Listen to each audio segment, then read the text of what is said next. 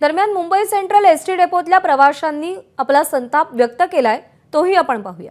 आई बाबा होण्याचे स्वप्न अजून पूर्ण झाले नाहीत का? आई बाबा होण्याचे तुमचे स्वप्न पूर्ण करा अपोलो फर्टिलिटीद्वारे। मोफत सल्ल्यांसाठी कॉल करा 9953959370। सरकार ते बघून घेतील, आम्हाला घेणं देणं काय ना। आमचं 2 महिन्यापूर्वी रिझर्वेशन तेव्हा आम्हाला माहिती होतं काही सगळ्या गोष्टी नाही ना।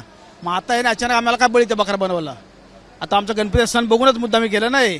सगळे आपलं सामान घेऊन इथे बसलेत आणि अचानक जर अशा प्रकारचं लोकांना वेटीस धरलं तर चुकीचं आहे ना। तुमच्या मागण्या तुम्ही करा, कामगारांना विरोधात नाही, पण ही धोरण नीट सरकारने राबवलं। बाकी सगळ्या विदर्भ मराठा सगळ्या गाड्या पाठवल्या तुम्ही आणि हीच का लेट केली? हा, सगळ्या गेल्या बाजूच्या, ही का केली लेट?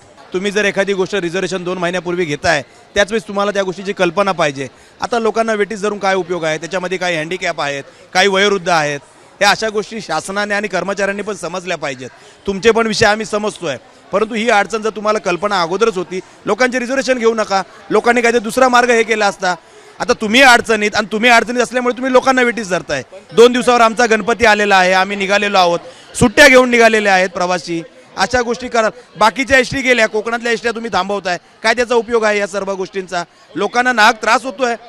पावसामधून लोक आलेले आहेत एसटी पकडायला, तास दीड तास झाला लेट आहेत। काय या सर्व गोष्टी आहेत? एबीपी माझा, उघडा डोळे बघा नीट।